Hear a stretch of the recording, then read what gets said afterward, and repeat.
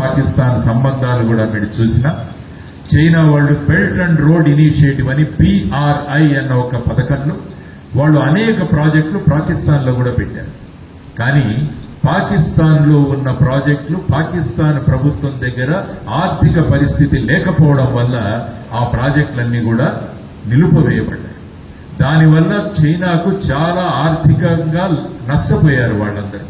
ఆ తరువాత మీరు చూసుకుంటే బలూచిస్తాన్లో ఉన్న పరిస్థితి ఏదైతే ఉందో, అక్కడ బలూచిస్తాన్ లిబరేషన్ ఆర్మీ ఏదైతే ఉందో అది ఒక 8 మంది చైనీస్ ఇంజనీర్లను వాళ్ళు అక్కడ వాళ్ళ మీద హత్య చేయడం జరిగింది. కాబట్టి పాకిస్తాన్ ప్రాంతంలో మాకు సంరక్షణ లేదు అన్న ఒక నిర్ణయానికి చైనా కూడా రావడం జరిగింది. దాంతో ఇదొక పాయింట్.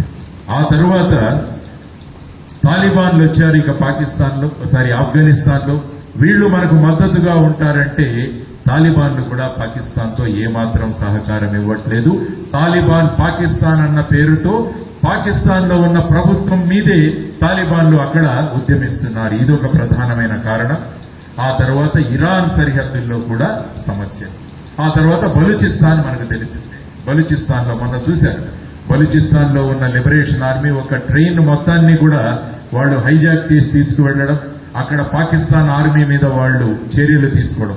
కాబట్టి ఇప్పుడు పాకిస్తాన్ ఎలా ఉందంటే అన్ని దిక్కుల నుంచి సమస్యలున్నాయి. పాకిస్తాన్ ప్రజలు అక్కడ అట్టుడిగిపోతున్నారు.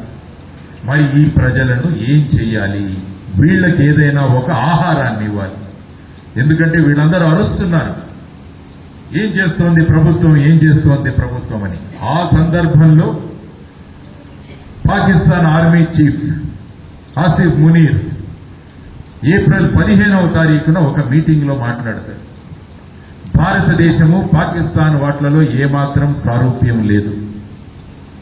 మేము 2 నేషన్ థియరీ ద్వారా ఏర్పడిన మా 2 దేశాలు, మా సిద్ధాంతాలు వేరు, మా ఆచారాలు వేరు, మా నియమాలు వేరు. భారతదేశం పాకిస్తాన్ ఎప్పుడు కూడా దగ్గరికి రాలేదు. ఆ తరువాత మనిషికి జీవనాడి అయిన జుగులర్ వెయిన్ ఏదైతే ఉంటుందో, అంటే మన మస్తిష్కం నుంచి మన గుండెకు ఏదైతే రక్త సరఫరా చేస్తుందో మన జీవనాడి, పాకిస్తాన్కు కశ్మీర్ జీవనాడి. కశ్మీర్ ప్రజలను మేము వదులుకోలేము అన్న ఒక స్పీచ్ ఇస్తాడు. మీకు యూట్యూబ్లో కూడా దొరుకుతుంది, అది మీరు వినుంటారు చాలా మంది. అంటే ఈ విధమైన భావనలు వాళ్లలో తయారు చేసి పాకిస్తాన్ ISI వాళ్ల ప్రోత్బలంతో పహల్గావ్ అనే ప్రాంతంలోకి వెళ్లి ఏప్రిల్ 22న ఏదైతే సంఘటన జరిగిందో దీనికి వెనకాల ఉన్న ప్రధానమైన కారణాలు ఇవన్నీ కూడా.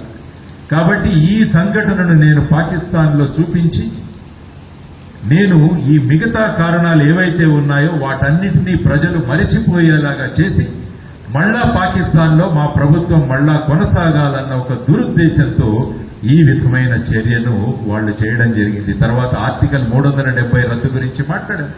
ఆర్టికల్ 370 అలాగా ఎంతో సులభంగా ఏమాత్రం అడ్డు లేకుండా భారత ప్రభుత్వం తీసివేయగలిగింది.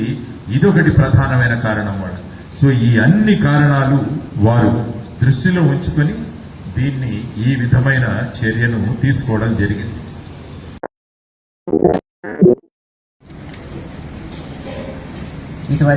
ఇటువంటి అన్నిటికీ పౌరుడు, సామాన్యుడు మన ప్రభుత్వం నుంచి ఎక్స్పెక్ట్ చేస్తూ ముందు కూడా అంత తోడుగా ఉంటారు.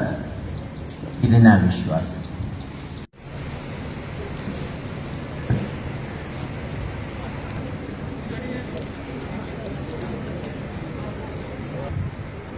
భారతదేశ ప్రాముఖ్యతను గురించి, భారతదేశంలో ఉన్న పౌరుల మన దేశాన్ని ప్రేమిస్తే మన దేశం మనల్ని గర్వపడేలా మన సైనికుల కోసం, మన భవిష్యత్తు కోసం తెలియజేస్తూ thank you for giving this wonderful opportunity. Thank you all. Thank you sir. సాంప్రదాయాన్ని కాపాడుకోవడం, తర్వాత మన విలువల్ని మనం గుర్తు చేసుకోవడం జరుగుతూ ప్రజలందరికీ అవగాహన కల్పించడమే మా యొక్క పని. రాష్ట్ర అధ్యక్షుడు డాక్టర్ రాజభాస్కర్ రెడ్డి గారిని ఒక 2 నిమిషాలు మాట్లాడేసిందిగా కోరుతుంటే అన్ని క్లిష్ట పరిస్థితులను ఎదుర్కొంటున్నాం. ప్రతి సమస్యలో అటు కోవిడ్ కానీ, ఇటు యుక్రెయిన్ వార్ కానీ ఈ ప్రభుత్వం నడిచి సమస్యలను నివేదికను ప్రభుత్వానికి అందించారు. అంతేకాకుండా వారి వృత్తిలో ఉన్న నిబద్ధత, నిజాయితీ, ఒక ఆఫీసర్ ఈ దేశాన్ని ఏ విధంగా మార్చగలడు టెర్రరిస్టులకు అందించారు. అటువంటి మహోన్నతమైన వ్యక్తి ఈరోజు మనకు 3 రాష్ట్రాల కరీంనగర్ పట్టణ పూర్వ ప్రముఖులకు ప్రస్తుత ప్రభుత్వానికి చెందుతుంది. రాజ్యాంగబద్ధంగా